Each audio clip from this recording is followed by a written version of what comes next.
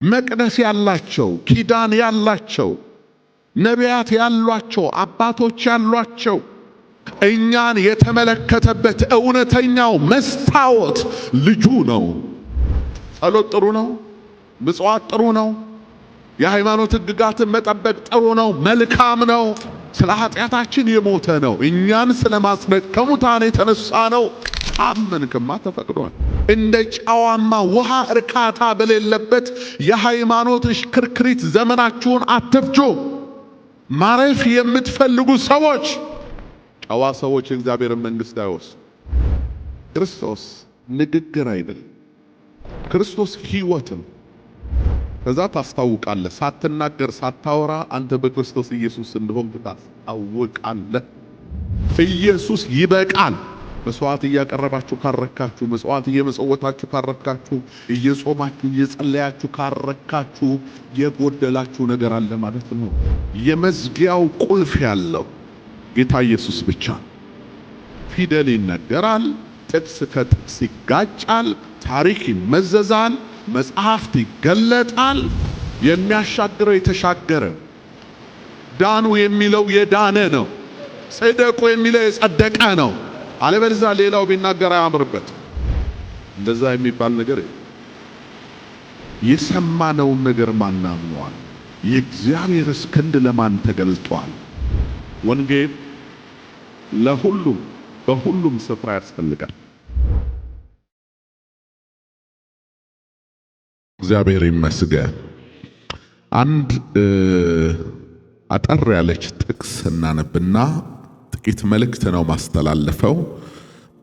ከዛ ጸልየን እንጨርሳለን። የሐዋርያት ሥራ ምዕራፍ 16 ቁጥር 9 ላይ የሐዋርያት ሥራ ምዕራፍ 16 ቁጥር 9 ላይ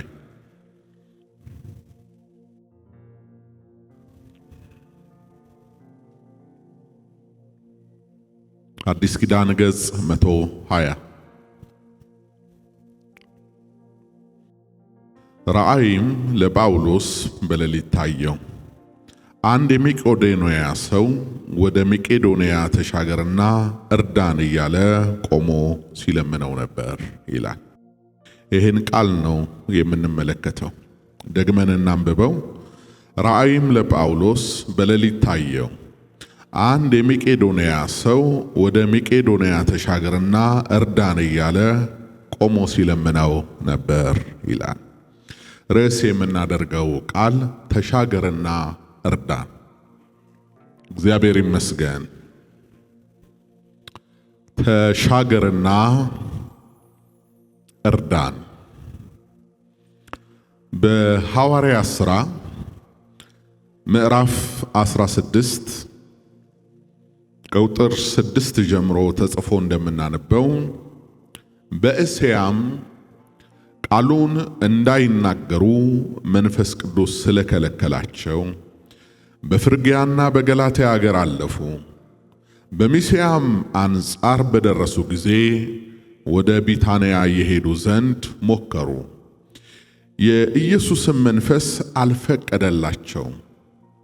በሚስያም አጠገብ አልፈው ወደ ጢሮዳ ወረዱ። ራእይም ለጳውሎስ በሌሊት ታየው። አንድ የመቄዶንያ ሰው ወደ መቄዶንያ ተሻገርና እርዳን እያለ ቆሞ ሲለምነው ነበር።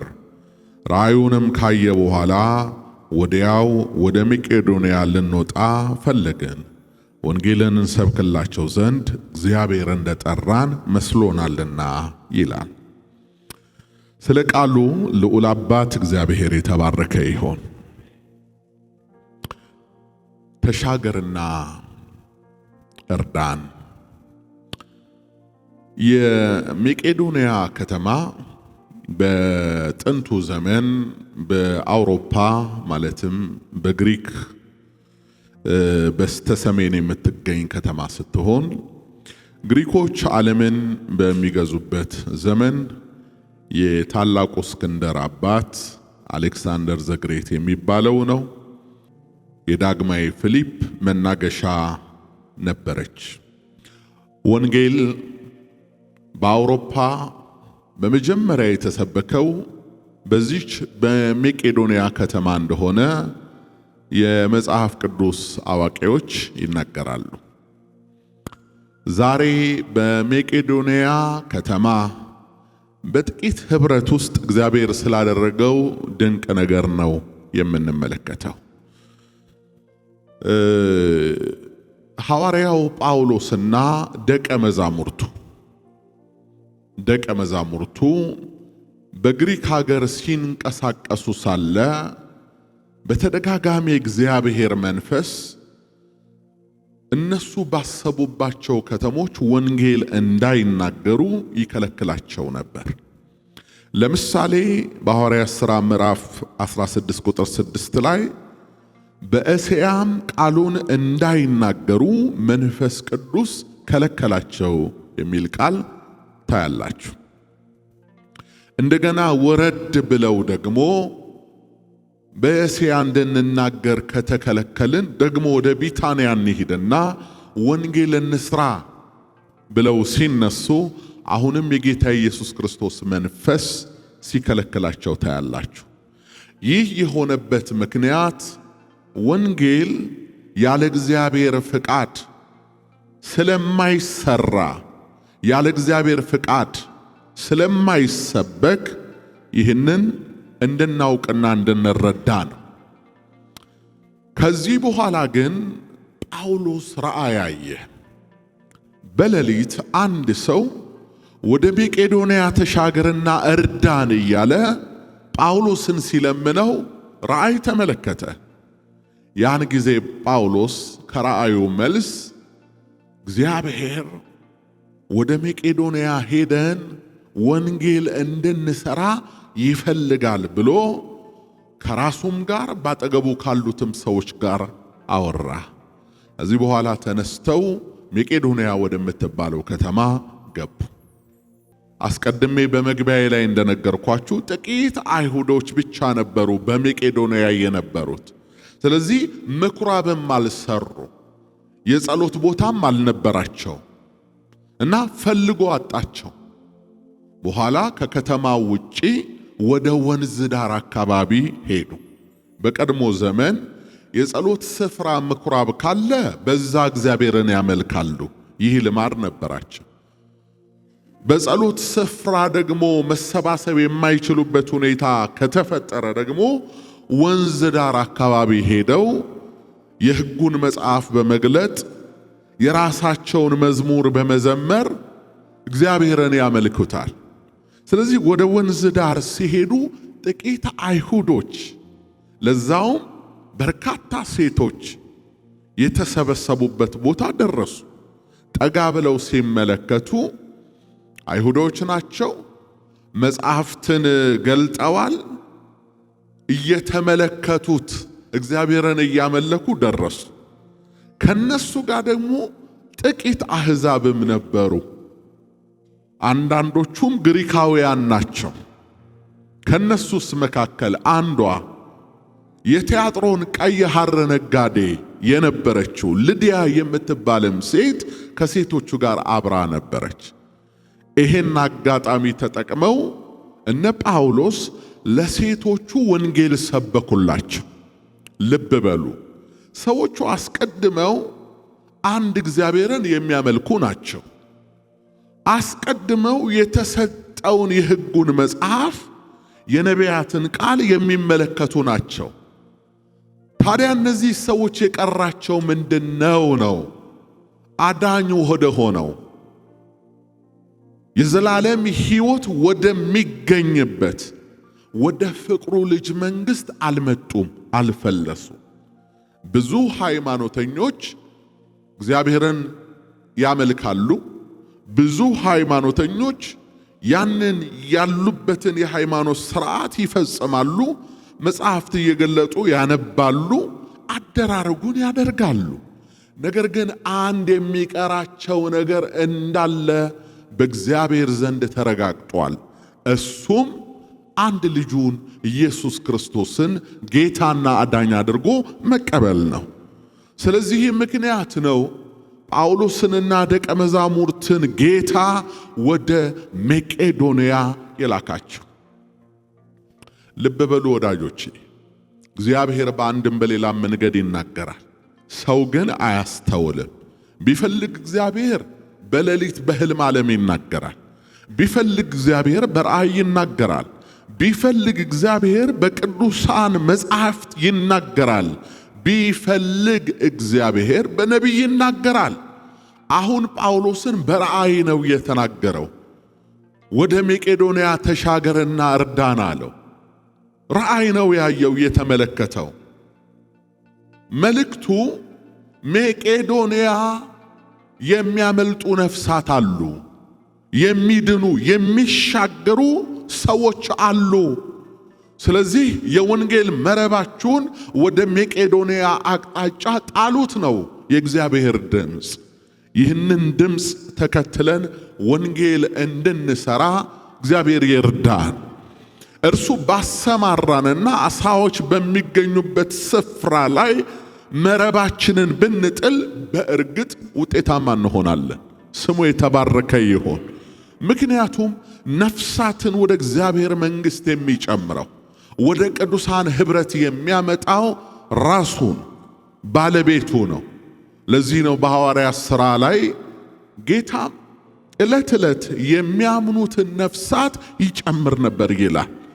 እኛ ምስክሮች ነን እንጂ ሰዎችን ወደ እግዚአብሔር መንግሥት የምናመጣ አይደለንም። ወደ እግዚአብሔር መንግሥት የሚያመጣው ራሱ እግዚአብሔር ነው። ዓለም ሳይፈጠር በወርቃማው መዝገብ ላይ በሰማይ የተጻፉት በኤፌሶን መጽሐፍ እንደተጻፈው በፊቱ ያለ ነውር ያለ ነቀፋ ቅዱሳን አድርጎ ያያቸውን በኋላ ዘመን በክርስቶስ ኢየሱስ በሞቱና በትንሣኤው ያዳናቸውን እነሱን ስለሚያውቃቸው ጊዜው ከመፈጸሙ በፊት ዓለም ከመጠቅለሏ በፊት በአንድም በሌላም መንገድ ወደ ራሱ ይጠራቸዋል። እኛ ሁሉ በዚህ መንገድ የተጠራነን። ክብር ለእግዚአብሔር ይሁን። ማንም ራሱን ያስመለጠ የለም። ማንም ራሱን ያዳነ የለም። ማንም ራሱን ያጸደቀ የለም። የጠራን የወደደን ነው። የወደደን ያጸደቀን ነው። ያጸደቀን ያከበረን ነው። ስለዚህ እግዚአብሔር በዚህ መንገድ ነው ሐዋርያው ጳውሎስንና ደቀ መዛሙርቱን ወደ መቄዶንያ ሂዱ አላቸው። መቄዶንያ እንደደረሱ ጥቂት ሴቶች ተሰብስበው ቃሉን ይመለከታሉ። ቃሉ ሲከፈት በእግዚአብሔር ቃል በገባቸውና በተነኩበት መነካት መጠን ልባቸውን ይሰጣሉ፣ እንባቸውን ያፈሳሉ። ይህን ጊዜ ጳውሎስ በመካከላቸው ቆመ፣ እጆቹን አጨበጨበ። ለናንተ የማወራላችሁ አዲስ የምስራች አለኝ አላቸው። ለሙሴ ከተሰጠው ሕግ በላይ ከነቢያት መጽሐፍት በላይ ምን አዲስ ነገር አለ ብለው ሰዎቹ ሳይገረሙ አልቀረም። እውነት ነው። ለሃይማኖተኛ ሰው ኢየሱስ ሁልጊዜም አዲስ የምስራች ነው። መጽሐፍትን ብቻ በመመርመር የዘላለም ሕይወት ያለ ለሚመስለው ሰው ኢየሱስ አዲስ ነገር ነው እና አዲስ ነገር አለኝ አላቸው። አስቀድሞ በመጽሐፍቱ በነቢያት የተነገረውን ነገር ነገራቸው። አይምሯቸው የሚያውቀው የተረዱትን ደግሞም በኋላ እነዚህ መጽሐፍት የነቢያት ትንቢት በሕጉ ያለው ነገር ሁሉ ስለማን እንደሚናገር ገብቷቸዋል አላቸው። ወዳጆቼ ጥሬ ቃል ብቻ አንብቦ መጽሐፍ ዘግቶ ከመሳለም እግዚአብሔር ያድነን። ዝም ብሎ ንባብ አንብቦ ንባብ። ይህ መጽሐፍ የታተመ መጽሐፍ ነው። መጽሐፉ የተከደነም ነው የተገለጠም ነው። የተከደነው ለማያምኑት ነው። እምነት ከመስማት ነው፣ መስማትም በእግዚአብሔር ቃል ነው። እነሱ እንዲያምኑ የሚያደርጋቸውን የእግዚአብሔርን ቃል ለማግኘት የተነሳ አልያም ሌላ ትምህርት ከመማራቸው የተነሳ የተከደነባቸው ሰዎች መጽሐፉን ሲገልጡት እንቅልፍ ይላቸዋል። እንቅልፍ አይገባቸውም። ለማንበብ እኮ ይፈልጋሉ፣ ወደ እግዚአብሔር መጠጋት ይፈልጋሉ። ግን ጫና አለ፣ ከፍተኛ ጫና ማለት። መጽሐፉ ታትሟል። መጽሐፉ የተገለጠም ነው።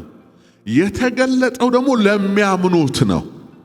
ክርስቶስ ኢየሱስን አዳኝና ጌታ አድርገው ለተቀበሉት፣ መዳን በርሱ እንጂ በሌላ የለም ብለው ያረጋገጡ፣ በሞቱና በትንሣኤው በጸጋው ብቻ የዳኑ ለነሱ የተከፈተ ነው።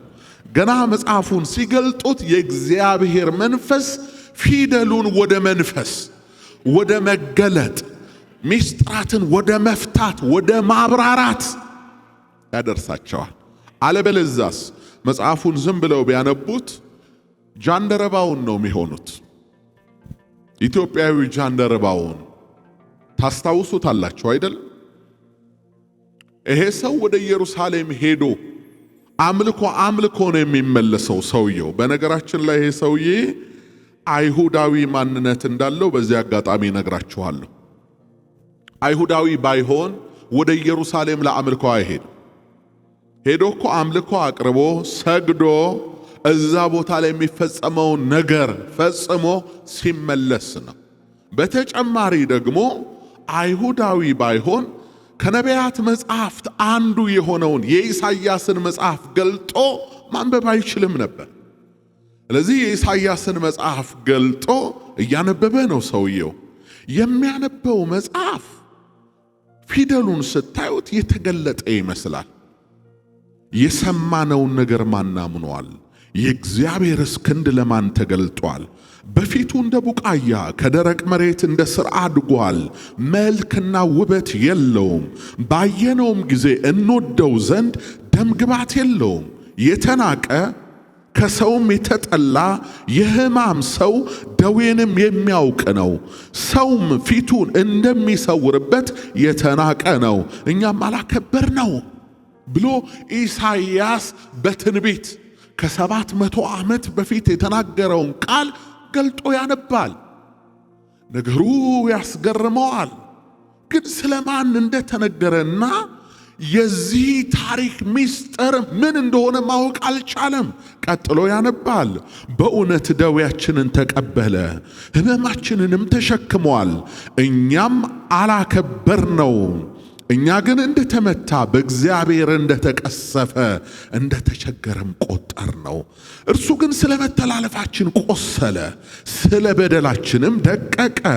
የደህንነታችንም ተግሣጽ በእርሱ ላይ ነበረ፣ በእርሱም ቁስል እኛ ተፈወስን። እኛ ሁላችን እንደ በጎች ተቅበዝብዘን ጠፋን፣ ከኛ እያንዳንዱ ወደ ገዛ መንገዱ አዘነበለ። እግዚአብሔርም የሁላችንንም በደል በእርሱ ላይ አኖረ እያለ ይናገራል ነቢዩ። ስለማን ነው ነገሩ? ምንድን ነው እያለ ቀጥሎ ያነባል። ተጨነቀ፣ ተሰቃየም፣ አፉንም አልከፈተም። ለመታረድ እንደሚነዳ ጠቦት በሸላቾቹም ፊት ዝም እንደሚል በግ እንዲሁ አፉን አልከፈተም። በማስጨነቅና በፍርድ ተወሰደ። ስለ ሕዝቤ ኃጢአት ተመትቶ ከሕያዋን ምድር እንደተወገደ ከትውልዱ ማን አስተዋለ? ከክፎችም ጋር መቃብሩን አደረጉ፣ ከባለጠጎችም ጋር በሞቱ ሆኖ ግፍን አላደረገም ነበር፣ በአፉም ተንኮል አልተገኘበትም ነበር ይላል። ዝም ብላችሁ ስታነቡት በጣም የምትገረሙበትና ሁለንተናችሁን አእምሯችሁን ጨምድዶ ሰቅዞ የሚይዝ አንዳንድ ታሪክ አለ። ልክ እንደዛ ነው የሚያነበው እንጂ በውል ገብቶት አይደለም። ዕብራይስጥ ያውቃል። በዕብራይስጥ የተጻፈውን የብሉይ ኪዳን መጽሐፍ ተርትሮ ያነባዋል። ቀጠለ። እግዚአብሔር በደዌ ያደቀው ዘንድ ወደደ። ነፍሱን ስለ ኃጢአት መሥዋዕት ካደረገ በኋላ ዘሩን ያያል፣ ዕድሜውም ይረዝማል። የእግዚአብሔርን ፈቃድ በእጁ ይከናወናል። ከነፍሱ ድካም ብርሃን ያያል፣ ደስም ይለዋል። ጻድቅ ባሪያዬም በእውቀቱ ብዙ ሰዎችን ያጸድቃል፣ ኃጢአታቸውን ይሸከማል። ስለዚህም እርሱ ብዙዎችን ይወርሳል፣ ከኃያላንም ጋር ምርኮን ይከፋፈላል። ነፍሱን ለሞት አሳልፎ ሰጥቷልና ከአመፀኞችም ጋር ተቆጥሯልና። እርሱ ግን የብዙ ሰዎችን ኃጢአት ተሸከመ፣ ስለ አመፀኞችም ማለደ ይላል። ይሄን እያነበበ ያለ የእግዚአብሔር መንፈስ ፊልጶስን ላከው። ፊልጶስ ተነጥቆ ይህ ጃንደረባ መጽሐፉን ገልጦ ወደሚመለከትበት ስፍራ ሰረገላው ላይ መጣ። እንዲህ አለው፣ ምን ታነባለህ አለው። ይሄው የነቢያትን መጽሐፍ አነባለሁ አለው። የምታነበውንስ ታስተውለዋለህ አለ። ማስተዋል ማለት ምናነበውን፣ ምናየውን፣ ምንሰማውን መረዳት ማለት በትክክል መረዳት እንጂ መድገም አይደለም። ዝም ብሎ መድገም እንዲሆነ አይደለም። ነገሩን አንደርስታንድ ማድረግ ነው። ሰውየው ምን አለ? የሚተረጉምልኝ ሳይኖር እንዴት አለ ማለት። እንዴት! እግዚአብሔር የዚህን ሰው ልብ ይስጠን። በእውነት ከእልህኝነትና ችክ ካለ ከሃይማኖታዊ መንፈስ የሚያወጣን ይህ መንፈስ ብቻ ነው። ልባችንን ከፍተን ያልገባንን ነገር ያልተረዳነውን ነገር የእግዚአብሔር መንፈስ እንዲያብራራልንና እንዲያበራልን መጠየቅ። አለበለዛ ዘመናችን የሚያልቀው በድንቁርና ብቻ ነው። ፊደል ይነገራል፣ ጥቅስ ከጥቅስ ይጋጫል፣ ታሪክ ይመዘዛል፣ መጽሐፍት ይገለጣል። በቃ በዚሁ ነው የምንቀጥለው። ሕይወት ሲባል ሕይወት የለም። ከዛ አብራራለት። ይህ እኮ ስለ መሲሁ ነው አለው። ይህ እኮ ስለ ክርስቶስ ኢየሱስ ነው አለው። እሱ የኃጢአታችን ማስተሰሪያ ነው። እሱ የሁላችንንም በደል በእንጨት ላይ የተሸከመ ነው። ስለ ኃጢአታችን የሞተ ነው። እኛን ስለ ማጽደቅ ከሙታን የተነሳ ነው። መሲሁ ነው። በእርሱ እንድታመን ይህ ተጽፏል አለው። ሰውየው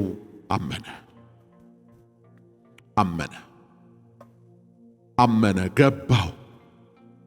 ካመነ በኋላ ነው ውሃየ እንግዲህ በውሃ እንዳልጠመቅ ምን ይከለክለኛል ያለው። ካመንክማ ተፈቅዷል። ሳታምን አልተፈቀደም በውሃ መጠመቅ። ስለዚህ ጳውሎስ በዛ ወንዝ ዳር ለተቀመጡት ሴቶች ስለ ክርስቶስ ኢየሱስ ነገራቸው። ወንጌል የሚባለው ስለ ክርስቶስ ኢየሱስ ነው ብለናል፣ ነገራቸው። ደግሞ የሚገርማችሁ ወንጌል አስቀድሞ ለአይሁድ ነው። ሐዋርያው ጳውሎስ እንዳለን አስቀድሞ ለአይሁድ፣ ቀጥሎስ ለግሪክ ሰው፣ ከዛ ለፍጥረት ሁሉ ነው። ለምንድነው አስቀድሞ ለአይሁድ ወንጌል የሚሰበከው? እንዴ የተስፋ ቃል ያላቸው የሕግ እንደራሴዎች፣ መቅደስ ያላቸው፣ ኪዳን ያላቸው፣ ነቢያት ያሏቸው፣ አባቶች ያሏቸው ለርስቱ የተለየ ሕዝብ ነው አይሁድ። ስለዚህ እግዚአብሔር ወደነሱ ነው አስቀድሞ ወንጌል የላከው፣ ልጁን የላከው ማለት ነው። ስለዚህ ለነሱ የምስራች ተብሎ እንዲሰበክ የእግዚአብሔር ፈቃድ ነው። እነሱ አንቀበልም ባሉ ጊዜ የጸጋ ወንጌል ወደ አሕዛብ ዞር እንዳለም መጽሐፍ ቅዱስ ይነግረናል። ስለዚህ አስቀድሞ ለአይሁዳዊ ደግሞም ለማን? ለግሪክ ሰው። ስለዚህ ጥቂት አይሁዶች አሉ፣ እነሱ መሃል ደግሞ አሕዛብ የግሪክ ሰዎች እንደ ሊዲያ ያሉ አሉ። እዛ ጳውሎስ ስለ ክርስቶስ ኢየሱስ ጌትነትና አዳኝነት ሲያወራ ሴቲቱ ልቧ ተነካ ይላል። ክብር ለእግዚአብሔር ይሁን። የሐዋርያት ሥራ ምዕራፍ 16 ቁጥር 13 በሰንበት ቀንም ከከተማው በር ውጪ የጸሎት ስፍራ በዚያ መሆኑን ስላሰብን ወደ ወንዝ አጠገብ መጣን። ተቀምጠንም ለተሰበሰቡት ሴቶች ተናገረን። ከቲያጥሮን ከተማ የመጣች ቀይ ሐር ሻጭ እግዚአብሔርን የምታመልክ። ማንን የምታመልክ? የሁላችሁ እግዚአብሔርን ታመልካለች። አንድ ነገር ልናገር፣ ሰሚው እንዲገባው አድርጌ አንዳንድ ሰዎች ምን ብለው ያስባሉ? ሰውየው በስመ ክርስትና ወይ ደግሞ በአምልኮተ እግዚአብሔር ስር ካለ ለሱ ወንጌል መስበክ አያስፈልግም ብሎ ያምናል። እንደዚህ ብለው የሚያምኑ ሰዎች አሉ። ለእነንትና እንዴት ወንጌል ይሰበካል? ለነገሌስ እንዴት ወንጌል ይሰበካል? ጋሼ ወንጌልማ መሰበክ ያለበት ለነሱ ነው።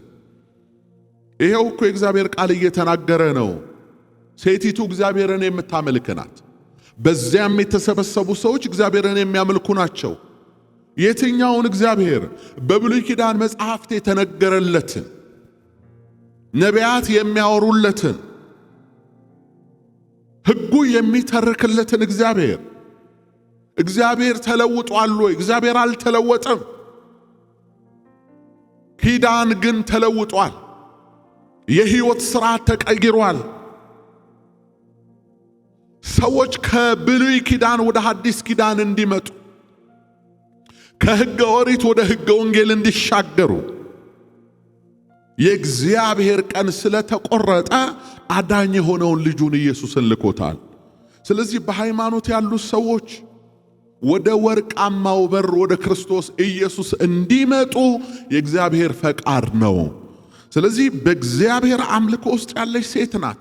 እንደማ እንደ ቆርኔሌዎስ የሐዋርያት ሥራ ምዕራፍ 10 ላይ እንዳያችሁት ቆርኔሌዎስ እግዚአብሔርን ያመልካል፣ ምጽዋት ይመጸውታል፣ ጊዜና ሰዓቱን እየጠበቀ ይጸልያል። በመልካም ተግባሩ በከተማ ሁሉ የታወቀ ሰው ነው።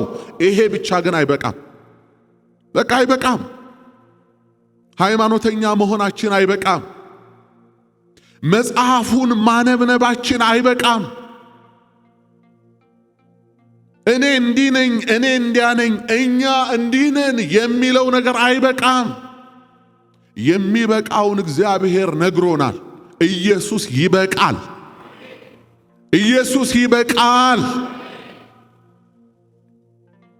እዚህ ሰውየው እየጸለየ ሳለ ጌታ መልአክ መጣና ጸሎትህ ተሰምቷል፣ መስዋዕትህ በእግዚአብሔር ዘንድ ለመታሰቢያነት አድርጓል።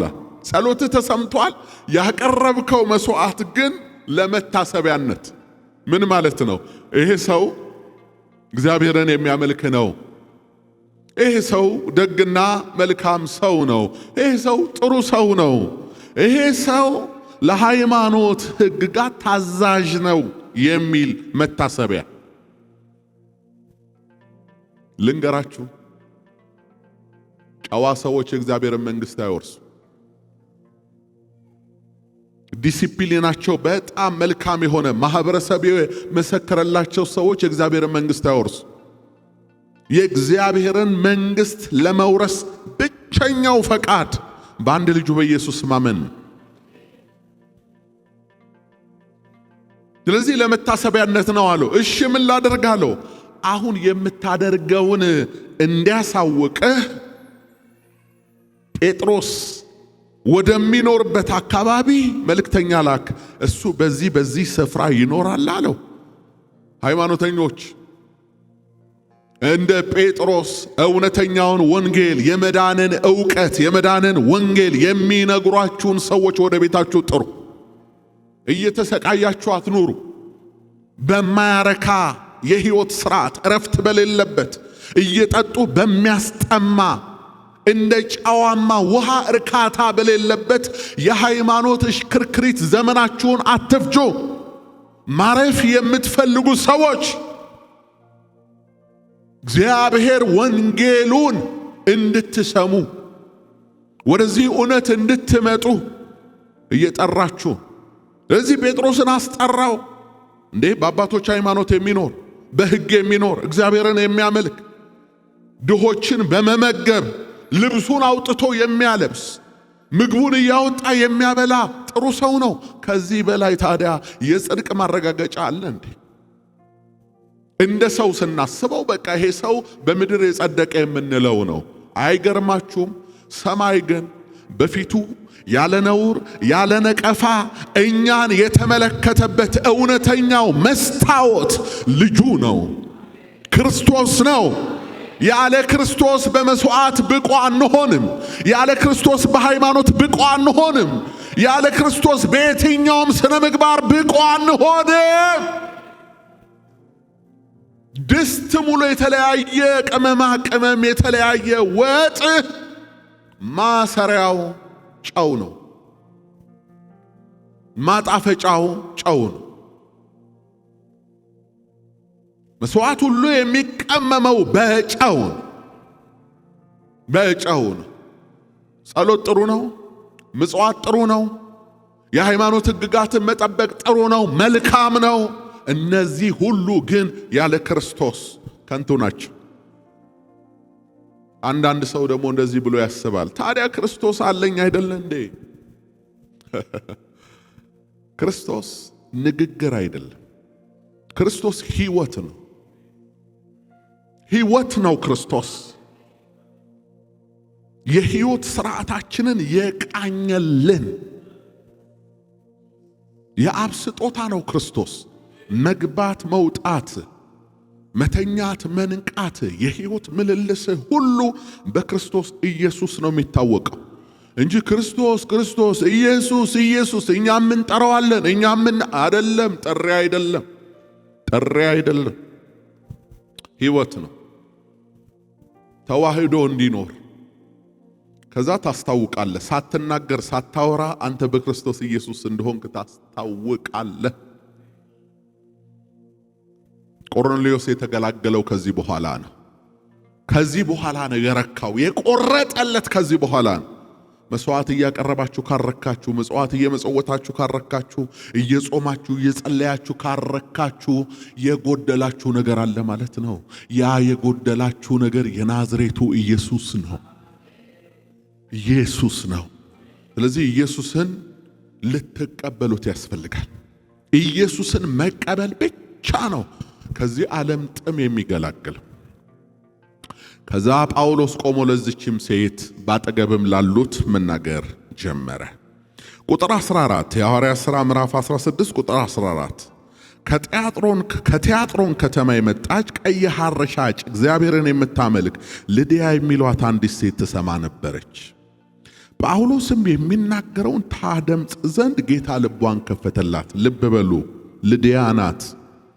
ቀይ ሐር በዘመኑ ለነገስታትና በዚህ በሮያል ፋሚሊ ውስጥ ላሉ ሰዎች የሚቀርብ ጥሬ ምርት ነው።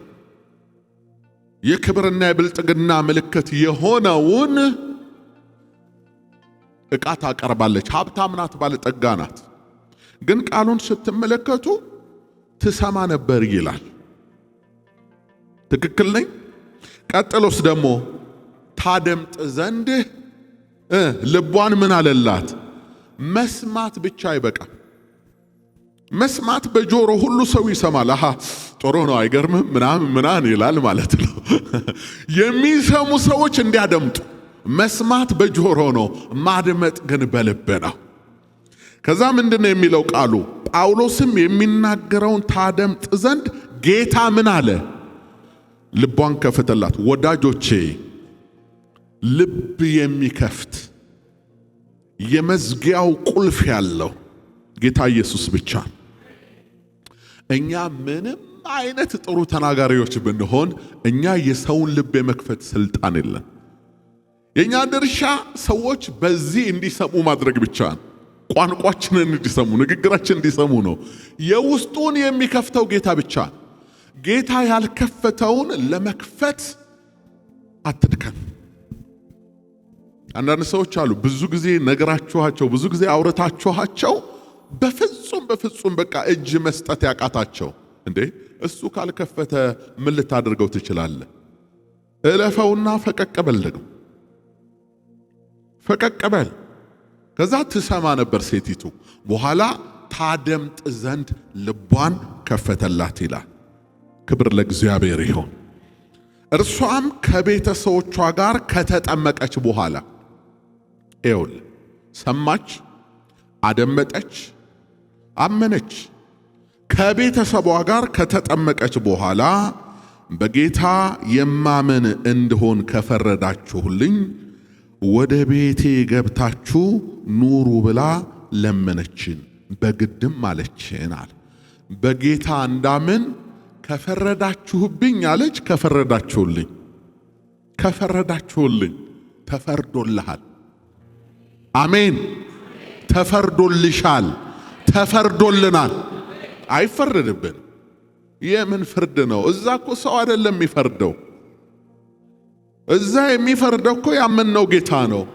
ዛሬ የተቀበልነው ጌታ እኮ ነው። እና ከዚህ በኋላ የምን ፍርድ ነው የምታወራው? እንደዛ የሚባል ነገር የለም። በክርስቶስ ኢየሱስ የሚያምን ከሞት ወደ ሕይወት ተሻግሯል። ዳግመኛ ወደ ፍርድ አይመጣም የሚለው ቃል የታመነ ነው። በልጁ የሚያምን የዘላለም ሕይወት አለው የሚለው ቃል የታመነ ነው። በእርሱ አምነናል፣ አምልጠናል፣ ድነናል፣ በመንፈስ ቅዱስ ታተመናል። ይሄ ተፈርዶልን። ከፈረዳችሁልኝማ ወደ ቤቴ ግቡ አለቻቸው። ከዚህ በኋላ ሕይወት ቀጠለ። የወንጌል አገልጋይ ሆነች ልድያ ቺናት። ይህንን የምስራች ይዛ በብዙ ከተሞች ስትሮጥ የነበረች ሴት። እንደውም የሮሜ መልእክት ምዕራፍ 16 ላይ ጳውሎስ መልእክተኛ እያለ ሲያሞካሻት ትሰማላችሁ። ከመንግስቱ ወንጌል ጋር የተጠጋጋች ሴት እንደሆነች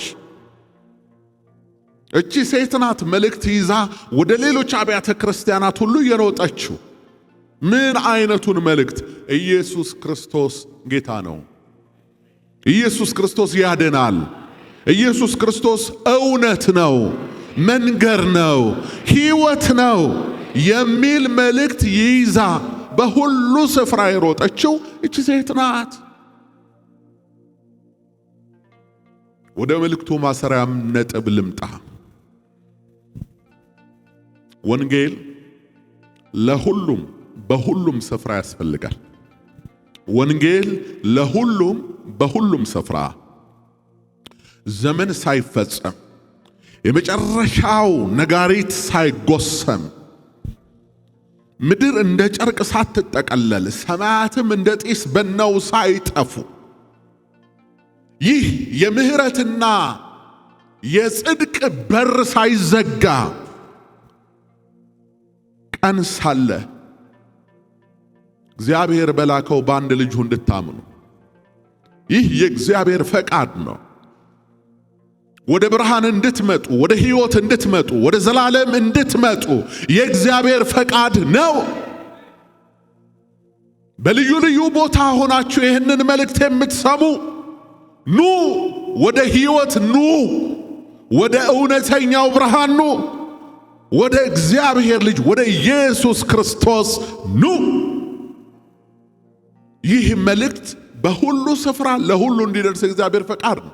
ስለዚህ ወንጌሉንና አደራረጉን የሚያቀጣጥለው እግዚአብሔር መንፈስ ደግሞ ወንጌሉን ለያዙት መልእክተኞች አቅጣጫ ያሳያቸዋል።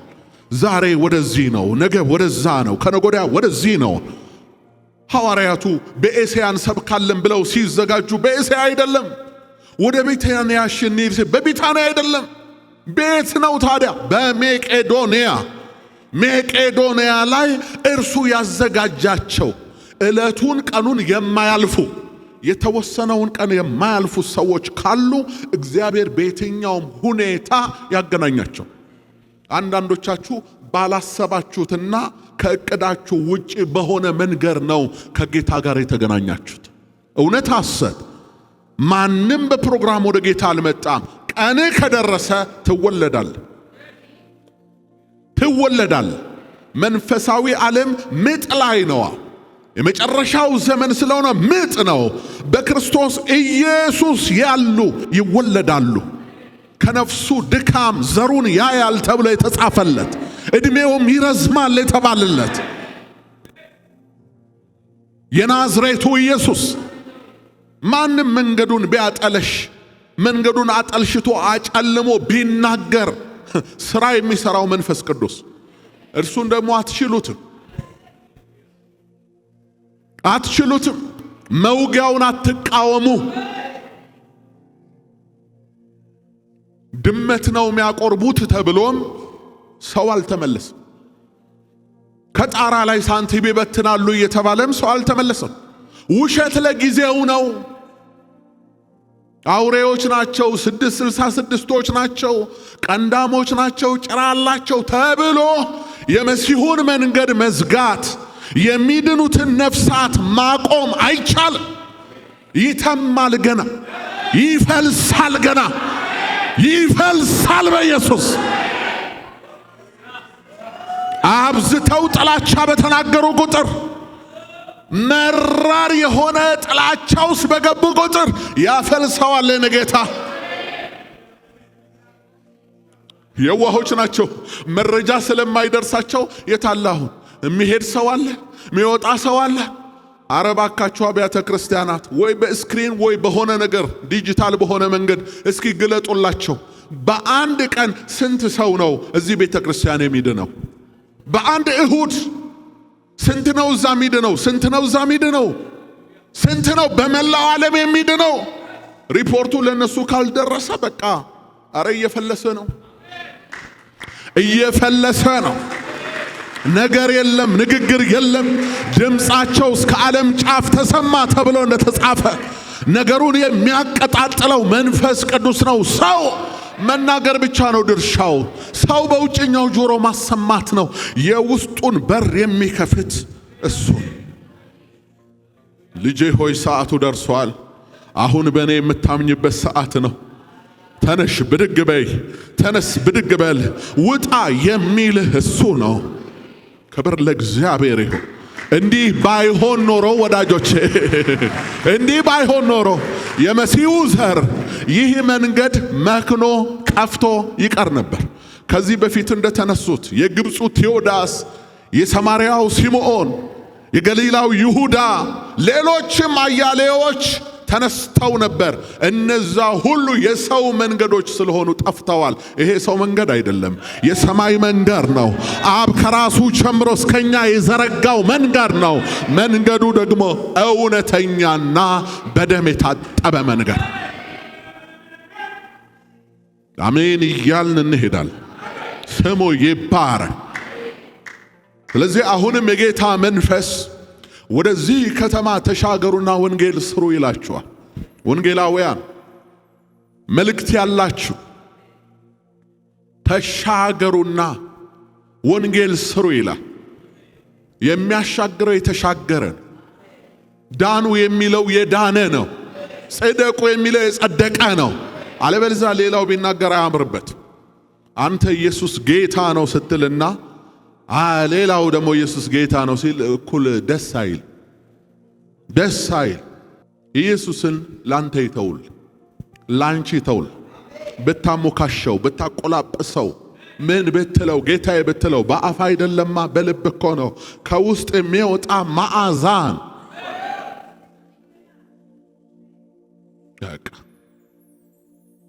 እግዚአብሔር መንፈስ ተሻግሮ ወደ አንቺ እየመጣን፣ ወደ አንተ እየመጣን፣ ወደኛ እየመጣን የእግዚአብሔር መንፈስ ለአደራረግ ለአሰራር በቆረጠው ጊዜና በወሰነው ስፍራ ላይ የራሱን በረከት በዛ ያፈሳል። እግዚአብሔር በወንጌል በልጁ ዓለምን ሁሉ ይጠቀልላል። ክብር፣ ምስጋና፣ አምልኮ፣ ውዳሴ ለእግዚአብሔር ይሁን።